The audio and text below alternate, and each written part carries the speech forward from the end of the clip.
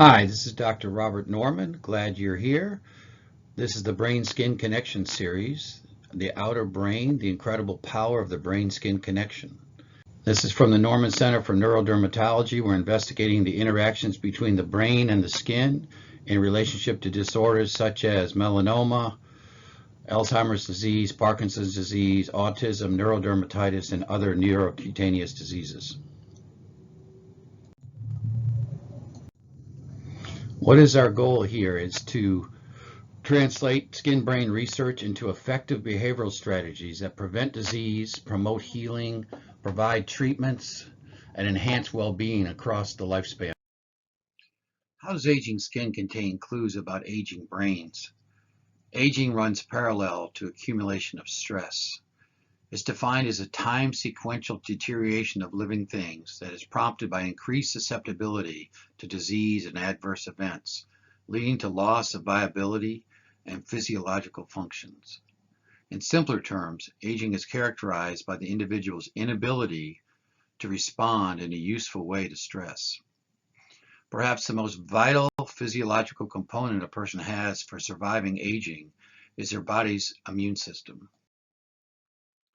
Along with the ability to clear antigens from the body, the immune system is equally important in keeping the body's own physiology in check by monitoring for reactions that may go awry and unchecked, leading to malignancies or helping the body rebuild and reshape itself in the face of any stress.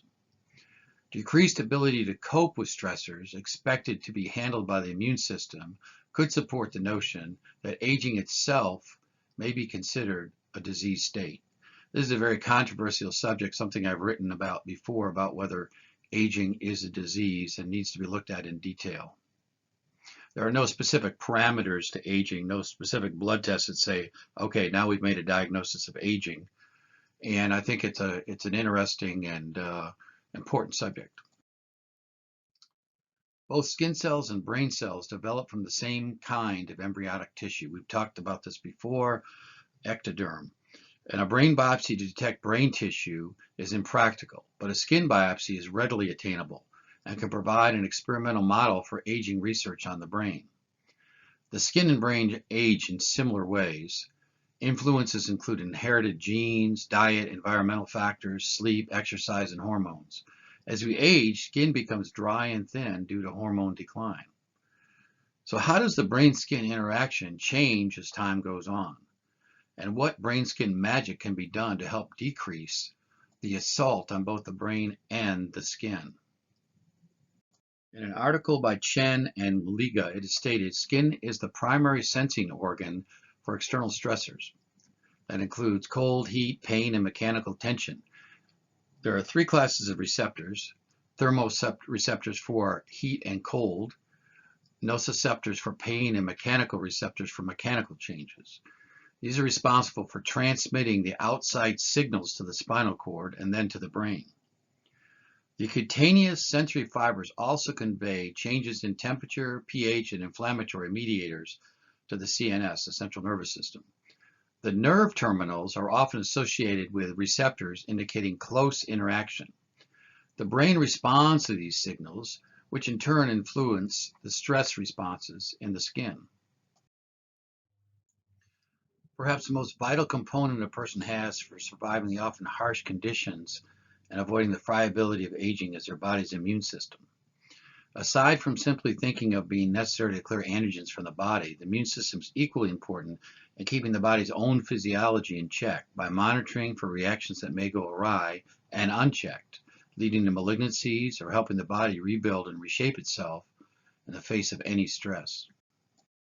Decreased ability to cope with stressors would support the notion that aging, which by definition eventually brings about the onset of becoming elderly, and is marked by an increase in disease states and inability to withstand stresses that would be expected to be handled by the immune system, is itself a disease state. Now, this is a very controversial subject. I've written about it before, whether aging is a disease. There's no specific laboratory parameter, for example, that says, okay, your lab tests show you are aging or aged.